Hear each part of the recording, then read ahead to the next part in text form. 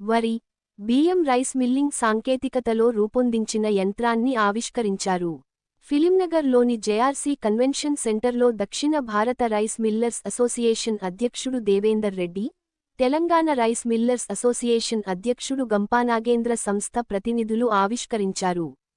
ఈ సందర్భంగా వారు మాట్లాడుతూ, మేడ్ ఇన్ ఇండియాకు నిదర్శనంగా ఈ నూతన సాంకేతికత నిలుస్తుందన్నారు.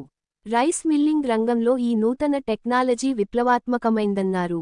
దీని ద్వారా మిల్లర్స్కు ఎంతో చేయూత అందించినట్లవుతుందన్నారు.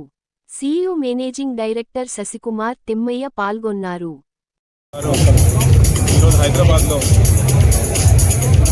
డిజిటల్ టెక్నాలజీతో ప్రపంచ స్థాయి రైస్ మిల్లింగ్ మెషినరీని లాంచ్ చేయడానికి హైదరాబాద్ వేదికగా ఈరోజు లాంచ్ చేసినందుకు వారికి నేను మనస్ఫూర్తిగా అభినందిస్తూ ఉన్నాను. ఏపీఐటీ టెక్నాలజీ ఈరోజు ప్రపంచంలోనే ఒక గొప్ప రైస్ మిల్లింగ్ టెక్నాలజీ మిషనరీతో రైస్ మిల్లింగ్ పరిశ్రమలు ప్రపంచ స్థాయిలో నిలబెట్టడం కోసం కొత్త మిషనరీతో వచ్చినందుకు వారిని అభినందిస్తూ ఉన్నాను. ఈ మిషనరీ అందరూ కూడా చూసిన వాళ్ళందరూ కూడా ఇది టెస్లా కంపెనీ కార్లలో ఎలాగైతే ఎలక్ట్రిక్ కార్లలో ప్రపంచంలో ఒక సంచలనం సృష్టించిందో ఈ digital technology rice milling machinery మొత్తం కూడా ప్రపంచ స్థాయిలో రైస్ మిల్లింగ్ ఇండస్ట్రీలో ఒక కొత్త విప్లవాన్ని తీసుకొస్తుందనుకోవడం ఎలాంటి సందేహం లేదు. ఏపీఐటీ వారు గత 2-3 సంవత్సరాలుగా కొత్త టెక్నాలజీతో అనేక విధమైన పరిశోధనలు చేసి R&D డిపార్ట్మెంట్తో IIT తిరుపతి వారి ద్వారా, నిఫ్టెమ్ ద్వారా, తర్వాత CFTRI ద్వారా రానున్న రోజుల్లో బియ్యంలో ఎలాంటి పోషక విలువలు తగ్గకుండా ఆ ప్రాసెస్ని ఇంప్రూవ్ చేసి కన్జ్యూమర్స్కి అందించే విధంగా చేస్తూ ఉన్నారు.